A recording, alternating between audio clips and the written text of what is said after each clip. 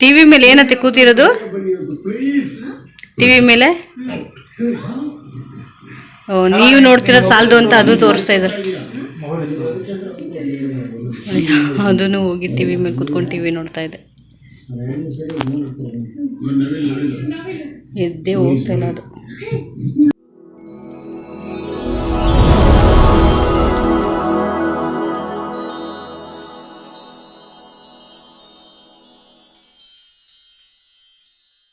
Hi hello welcome back to my channel. ಎಲ್ಲರೂ ಹೇಗಿದ್ದೀರಾ? ಎಲ್ಲರೂ ಚೆನ್ನಾಗಿದ್ದೀರಾ ಅಂತ ಭಾವಿಸ್ತಾ ಇವತ್ತಿನ ವ್ಲಾಗ್ನ ಶುರು ಮಾಡ್ತಾ ಇದ್ದೀನಿ.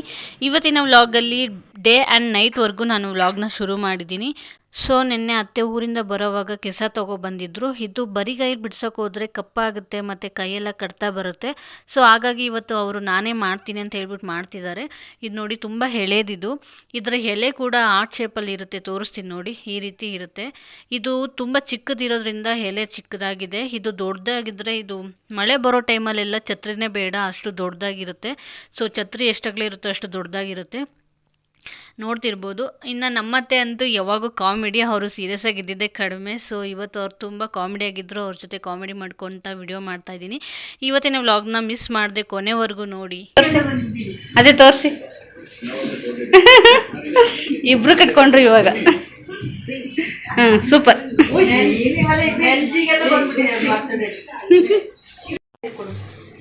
ಏನ್ ಬೇಕತ್ತೆ?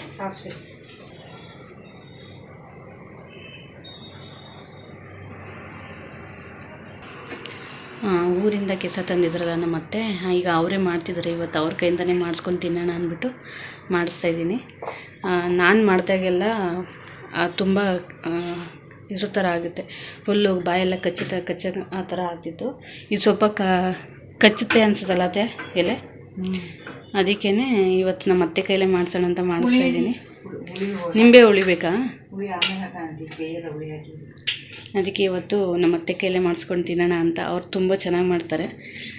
ನನಗೆ ಇದ್ರದ್ದು ಎಕ್ಸ್ಪೀರಿಯೆನ್ಸ್ ಇಲ್ಲ. ಸೊ ಇದು ಅಪರೂಪಕ್ಕೆ ಸಿಗೋದು ಊರಲ್ಲಿ. ನಮ್ಮ ಊರಲ್ಲಿ ಸಿಗುತ್ತೆ, ನಮಗಿಲ್ಲಿ ಬೆಂಗಳೂರಲ್ಲಿ ಸಿಗೋದು ಕಷ್ಟ, ಅಪರೂಪ. ಗೊತ್ತಿರೋರು ಸಿಗುತ್ತೆ. ಹಾಗಾಗಿ ನನ್ನ ಕೈಲಿ ಮಾಡಿಸ್ಕೊಂಡು ತಿನ್ನೋದಕ್ಕಿಂತ ಅತ್ತೆ ಕೈಲೇ ಮಾಡಿಸ್ಕೊಂಡು ತಿನ್ನೋಣ ಅಂತ ಮಾಡಿಸ್ತಾಯಿದ್ದೀನಿ. ಸೊ ಎಲ್ಲ ರೆಡಿಯಾಗಿದೆ. ಇದು ಇವಾಗ ನೋಡೋಕ್ಕೆ ಇಷ್ಟೊಂದಿದೆ ಅನ್ನೋ ಥರ ಕಾಣುತ್ತೆ. ಇದು ಬೆಂದಮೇಲೆ ಫುಲ್ಲು ಕಡಿಮೆ ಆಗಿಬಿಡುತ್ತೆ. ಇವಾಗ ಎಣ್ಣೆ ಬಿಟ್ಟು ಸಾಸಿವೆ ಹಾಕಿದ್ದಾರೆ.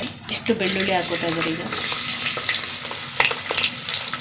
ಇದಕ್ಕೆ ಎಣ್ಣೆ ಜಾಸ್ತಿ ಬೇಕಲ್ಲತ್ತೆ, ಇದಕ್ಕೆ ಎಣ್ಣೆ ಜಾಸ್ತಿ ಬೇಕು. ಮೆಣಸಿನ್ಕಾಯಿ ಹಾಕಿದ್ದಾರೆ.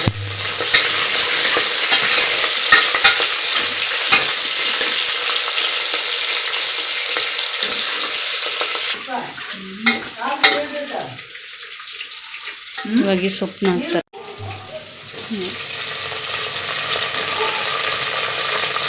ಈಗ ರುಚಿಗೆ ತಕ್ಕಷ್ಟು ಉಪ್ಪು ಹಾಕೋತಿದ್ದಾರೆ. ಈಗ ಒಂದು ಸ್ವಲ್ಪ ಅರಿಶಿನ ಹಾಕೋತಿದ್ದಾರೆ. ಇದಕ್ಕೆ ನೀರು ಹಾಕ್ಕೊಬೇಕು. ಇದಕ್ಕೆ ಒಂದು 3 ಗ್ಲಾಸ್ ನೀರು ಹಾಕ್ಕೊಬೇಕು.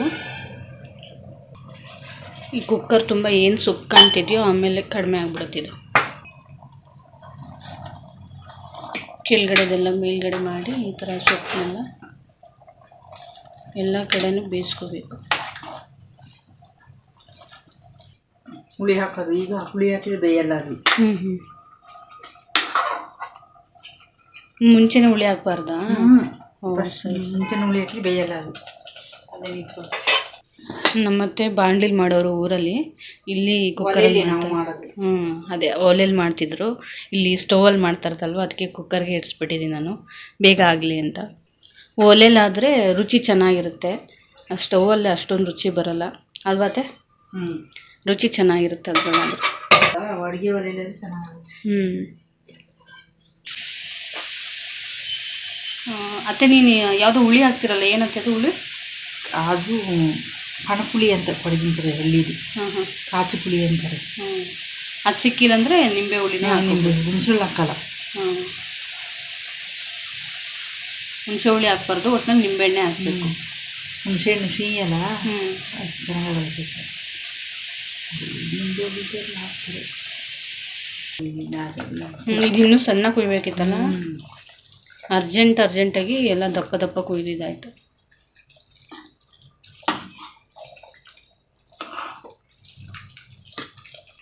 ಇದಿಲ್ವಾ?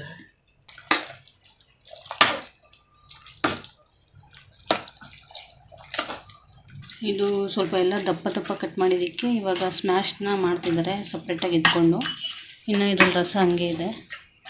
ಇವಾಗ ಇದರಲ್ಲಿ ಸ್ಮ್ಯಾಶ್ ಮಾಡ್ಕೋತಾ ಇದ್ದಾರತ್ತೆ. ಹುಳಿನ ಇವಾಗೆ ಹಾಕೋತಾ ಇದ್ದೀರಲ್ಲತ್ತೆ? ಬೆಂದಿದೆ. ಸಾಕಾ? ಅಲ್ಲ, ಒಗ್ಗರಣೆ ಹಾಕಿದ್ಮೇಲೆ ಲಾಸ್ಟಿಗೆ ಹಾಕೋದು ಅಂದ್ರಲ್ಲ, ಅದಕ್ಕೆ. ಈಗ ಇದಕ್ಕೇನೆ ಒಗ್ಗರಣೆ ಕೊಡ್ತೀರಾ? ಸರಿ ಸರಿ. ಇದು ಸ್ವಲ್ಪ ಬೆಂಗಳೂರಿಗೆ ಬಂದಮೇಲೆ ಇಲ್ಲಿ ಚೇಂಜ್ ಆಗೋಯ್ತು. ನಿಜ ಅಂತೆ. ನಮ್ಮ ಅತ್ತೆಗೆ ಅದೇ ಹೇಳ್ತಿದ್ದಾರೆ, ಬೆಂಗಳೂರು ಬಂದಮೇಲೆ ಸ್ಟೈಲ್ ಚೇಂಜ್ ಆಗೋಯ್ತು. ಊರಲ್ಲಿದ್ದರೆ ಇದು ಒಲೆ ಮೇಲೆ ಅತ್ತೆ ಸ್ಟೈಲೇ ಬೇರೆ. ಅಲ್ಲಿ ಚೆನ್ನಾಗಿ ಮಾಡ್ತಾರೆ. ಅಲ್ಲಿ ಇನ್ನೊಂಥರ ಡಿಫ್ರೆಂಟೇ ಬರುತ್ತೆ. ಇಲ್ಲಿ ಅವ್ರಿಗೆ ಸರಿ ಬರಲಿಲ್ಲ, ಯಾಕಂದರೆ ಕಟ್ ಮಾಡಿರೋ ರೀತಿ ಸರಿ ಹೋಗಲಿಲ್ಲ. ಮತ್ತು ಇಲ್ಲೆಲ್ಲ ಸ್ವಲ್ಪ ಏನತ್ತೆ ಸರಿ ಹೋಗಿಲ್ಲಲ್ಲ ನಿಮಗೆ, ಅವ್ರಿಗೆ ಅದಕ್ಕೆ ಒಂಥರ ಅನಿಸ್ತಾ ಇದೆ, ಚೆನ್ನಾಗಿ ಬರ್ತಿಲ್ಲ ಅಂತ. ಅಲ್ಲೆಲ್ಲ ಅತ್ತೆ ಏನತ್ತೆ ಅದು ಮೆಣಸಿನ್ಕಾಯಿ ಹಾಕೋದು ನೀವು? ಅದೇನು?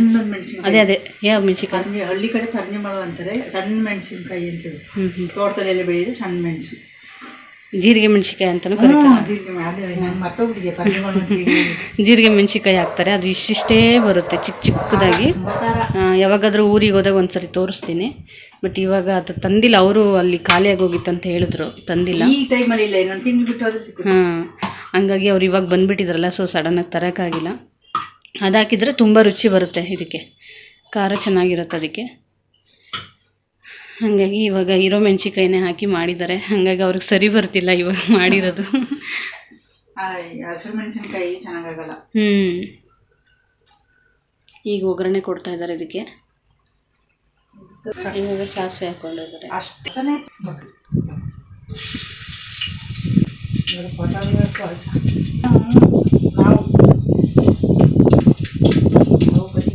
ಆಮೇಲೆ ಅದೇ ನಮ್ಮ ಜ್ಯೋತಿ ಚೆನ್ನಾಗೇ ಮಾಡಿಲ್ಲ ನಮ್ಮ ಸಾಂಬಾರು. ನೋಡಿ, ನನ್ನ ಬಗ್ಗೆ ಕಂಪ್ಲೇಂಟ್ ಹೇಳಿದ್ದಾರೆ. ಕೆಸಿನ ಸಾಂಬಾರಲ್ಲಿ ಕೆಸ ನೀ ಮಾಡ್ದಂಗಿರೋದಿಲ್ಲ. ಅದನ್ನೇ ನಾನು ಹೇಳಿದ್ನಲ್ಲ ಅವಾಗಲೇ. ನಾವು ಕಡಿಮೆ, ನಾನು ಒಂದೇ ಸತಿ ಮಾಡಿರೋದು, ನನಗೆ ರೂಢಿನೂ ಇಲ್ಲ. ಅದೇ ಊರಿಗೆ ಹೋದಾಗೆಲ್ಲ ಅತ್ತೆನೇ ಮಾಡ್ತಿರೋ, ನಿಂಗೆ ಬರಲ್ಲ ಬಿಡು, ಅದು ಗೊತ್ತಿಲ್ಲ ಅಂತ. ಹಾಕಿ ಹಾಕಿ ನಿಧಾನಕ್ಕೆ ಹಾಕಿ.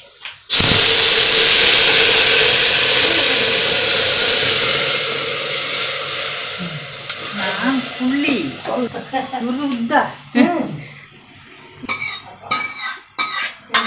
ಸ್ಮೆಲ್ ನೋಡ್ರಿ ಎಂದ ನೀವು ಅಪ್ಪ ಅಂದು. ಇಷ್ಟು 2 ನಿಂಬೆಹಣ್ಣು ಅಲ್ವಾತೆ ತೊಗೊಂಡ್ರದ್ದು ನೀವು? ಸಾಕಾ 2 ನಿಂಬೆಹಣ್ಣು? ಹುಳಿ ಖಾರ ಕಾಂಬ ಹುಳಿ ಸಾಕಾಗಲ್ಲ ಅಂತ ಕಾಣ್ತದೆ. ಅದು ಏನು ಇನ್ನೊಂದೇನೋ ಹೇಳ್ತಾರಲ್ಲ ಅದಕ್ಕೆ ಕನ್ನಡದಲ್ಲಿ? ಕನ್ನಡದಲ್ಲಿ ನಂಗೆ ಗೊತ್ತಿಲ್ಲ. ಕನ್ನಡದಲ್ಲಿ ನಂಗೆ ಗೊತ್ತಿಲ್ಲ ಹೆಸರು. ಅದು ಹೌದಾ? ಏನೋ ಹೇಳ್ತಾರಪ್ಪ ಅದಕ್ಕೆ. ಗಾರ್ಸಿನಿಯ ಕಂಬೋಜಿ ಅಂತ ಏನೋ ಹೇಳ್ತಾರೆ. ಕನ್ನಡದಲ್ಲಿ ಹುಳಿ ಹಣ್ಣು ಅಂತಾರೆ. ನಮಗೆ ಗೊತ್ತಿರೋ ಮಟ್ಟಿಗೆ ನಮ್ಮ ಬೆಂಗಳೂರಲ್ಲೆಲ್ಲ ಅನ್ನೋದು ಹುಳಿ ಹಣ್ಣು. ಅದಕ್ಕೆ ಇಂಗ್ಲೀಷಲ್ಲಿ ಗಾರ್ಸಿನಿಯ ಕಂಬೋಜಿ ಸಿಗುತ್ತೆ. ಇದರಲ್ಲೆಲ್ಲ ಸಿಗುತ್ತೆ, ಪ್ಯಾಕೆಟ್ ಸಿಗುತ್ತೆ. ಇವತ್ತು ಅತ್ತೆಯವ್ರು ಬಂದಿರೋದ್ರಿಂದ ಚಿಕನ್ ಮಾಡ್ತಾ ಇದ್ದೀನಿ. ಒಗ್ಗರಣೆ ಹಾಕಿದ್ದೀನಿ ಆಲ್ರೆಡಿ ಚಿಕನ್ಗೆ. ಇವಾಗ ಮಸಾಲೆ ಹಾಕಿದ್ದೀನಿ. ನಮ್ಮ ಅತ್ತೆಗೆ ಜಾಸ್ತಿ ಮಸಾಲೆ ಇಷ್ಟ ಆಗಲ್ಲ, ಅದಕ್ಕೆ ಸ್ವಲ್ಪನೇ ಹಾಕಿದ್ದೀನಿ ಇವತ್ತು. ಮಸಾಲೆನ ಹಾಕಿ ನೀರು ಹಾಕಿ ಕುದಿಯಕ್ಕೆ ಇಟ್ಟಿದ್ದೀನಿ.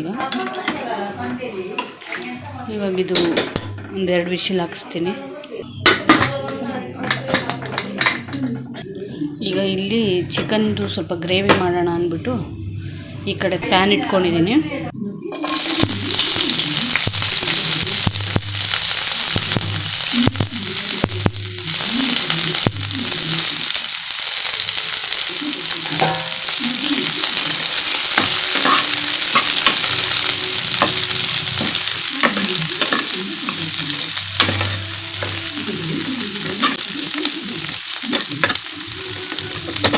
ಸ್ವಲ್ಪ ಚೆನ್ನಾಗಿ ರೋಸ್ಟ್ ಆಗಬೇಕು.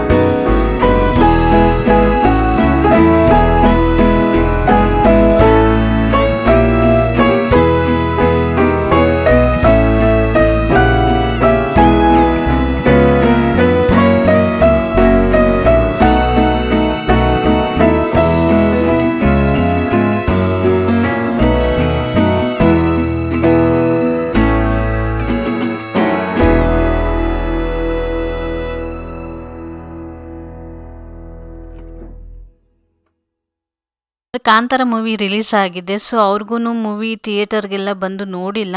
ಹಾಗಾಗಿ ಇವತ್ತು ಅವ್ರು ತೋರ್ಸೋಣ ಅಂತ ಹೇಳ್ಬಿಟ್ಟು ನಾನು ಅಜ್ಜಿ ಕರ್ಕೊಂಬಂದಿದ್ದೀವಿ. ಹಾಗೆ ಮೂವಿ ನೋಡಿದ್ಮೇಲೆ ನಾನು ನಿಮಗೆ ಮತ್ತೆ ಸಿಗ್ತೀನಿ.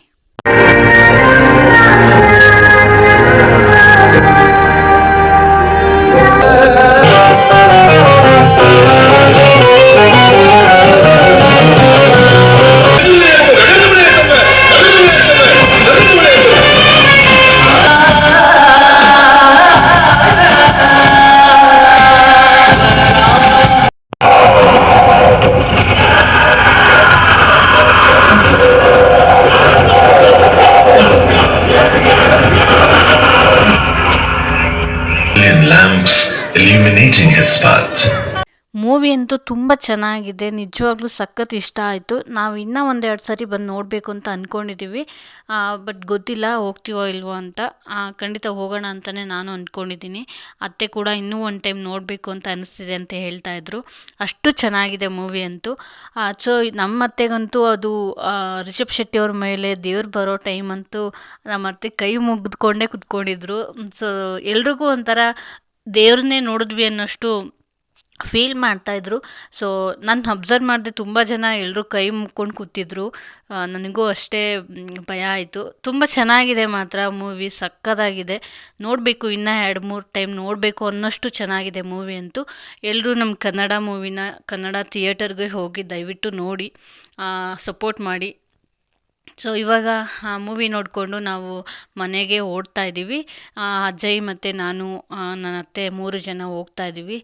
ನಮ್ಮ ಅತ್ತೆ ಮೆಟ್ರೋದಲ್ಲಿ ಹೋಗೋವಾಗ ಸಖತ್ ಕಾಮಿಡಿ ಮಾಡ್ತಿದ್ರು. ಇದು ಮೇಲೆ ಹೋಗೋದಕ್ಕೆ ಬಟನ್ ಒತ್ತಬೇಕಾ ಮನೆ ಅಂತ ಕೇಳ್ತಾಯಿದ್ರು ಅವ್ರ ಮಗನ್ನ. ಸೊ ಅವ್ರ ಮಗ ಹಂಗಲ್ಲಮ್ಮ ಹಿಂಗೆ ಅಂತ ಹೇಳ್ಬಿಟ್ಟು ಹತ್ತಿಸ್ಕೊತಾ ಇದ್ರು. ಅವರಮ್ಮ ಎಲ್ಲಿ ಬಿದ್ದೋಗ್ತಾರೋ ಅನ್ನೋಷ್ಟು ಗಟ್ಟಿಗೆ ಇಟ್ಕೊಂಡು ಕರ್ಕೊಂಡು ಹೋಗ್ತಾ ಇದ್ದಾರೆ, ನೋಡ್ತಿರ್ಬೋದು ನೀವು. ತುಂಬ ಕಾಮಿಡಿ ಇತ್ತು ಅತ್ತೆ ಜೊತೆ ನೋಡಿ.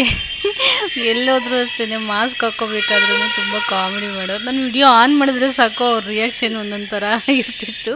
ಸೊ ತುಂಬ ಚೆನ್ನಾಗಿ ಎಂಜಾಯ್ ಮಾಡಿದೆ ನಾನಂತೂ ನಮ್ಮ ಅತ್ತೆ ಜೊತೆ ಇವತ್ತು. ಸೊ ಮೂವಿ ಮುಗಿದ್ಮೇಲೆ ಅಕ್ಕ ಬಾಬಾ ಮನೆಗೆ ಹೋಗೋಣ ಅಂತ ಹೇಳ್ಬಿಟ್ಟು ಹೋಗ್ತಾ ಇದ್ದೀವಿ. ಅಜ್ಜಯ್ಯಗಂತೂ ಅವರಮ್ಮ ಎಲ್ಲಿ ತಪ್ಪಿಸ್ಕೊಂಡ್ಬಿಡ್ತಾರೋ, ಎಲ್ಲಿ ಬಿದ್ದುಬಿಡ್ತಾರೋ ಅನ್ನೋದೇ ಒಂದು ಕಾಳಜಿ. ಸೊ ತುಂಬಾ ಕೇರ್ ಮಾಡ್ತಾಯಿದ್ರು. ಆ ಮೆಟ್ರೋದಲ್ಲಿ ಇಳಿವಾಗ ಹತ್ತೋವಾಗ ನೋಡಿ, ಜೊತೆಯಲ್ಲೇ ಕೈ ಇಟ್ಕೊಂಡು ಈ ರೀತಿ ಹತ್ತಿಸ್ಕೊತಾ ಇದ್ರು.